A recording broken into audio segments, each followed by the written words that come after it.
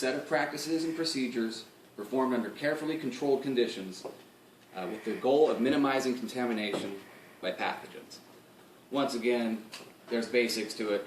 We have specific criteria and checks to make sure that the instruments and supplies that we use are sterile. And only sterile touches sterile, only unsterile touches unsterile. I could do a whole 1 hour on sterile technique, but everybody wants to go home, so we'll do that at another time. Next thing I'd like to talk about are the basic instruments and supplies that you need for surgery. First thing we're going to do is we're going to wash the patient off. We're going to wash off the hand, and then we'll drape it out with what is called a hand drape, and we create our sterile field in that manner. And it sounds very simple, but the very first thing that you need before you can do anything is a knife. You cannot get to the carpal tunnel ligament without a knife. So let me load this up right here. This is what's called a 15 blade. Ooh.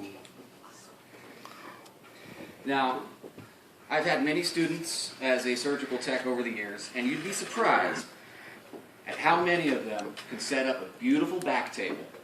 All their instruments are perfectly organized, and they forget the knife blade. The surgeon asks for the knife, and you hand him an empty handle. He's like, what? Can't go very far with this. So that's one of the most important considerations in that regard. Let's see. Finally, I would like to talk about surgeon-specific preferences. And we'll be talking about doing a carpal tunnel release with Dr. Edward Demore.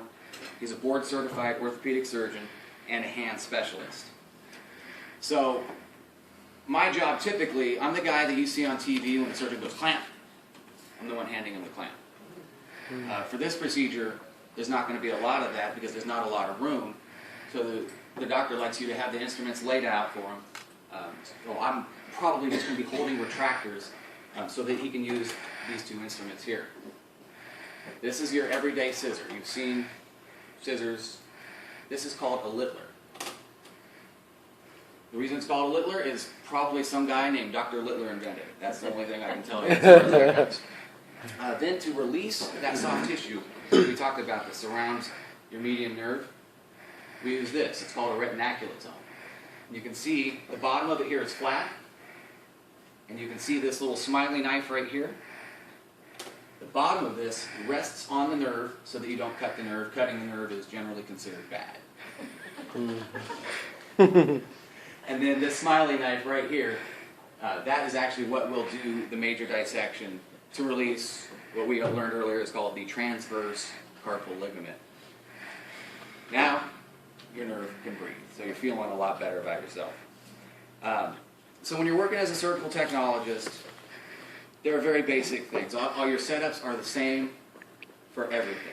But knowing certain specific criteria, maintaining good sterile technique, and then, like I said, laying out the instruments, understanding physicians' requests, it'll help you go from a carpal tunnel to doing a more advanced case like a total knee replacement. Thank you. Wow.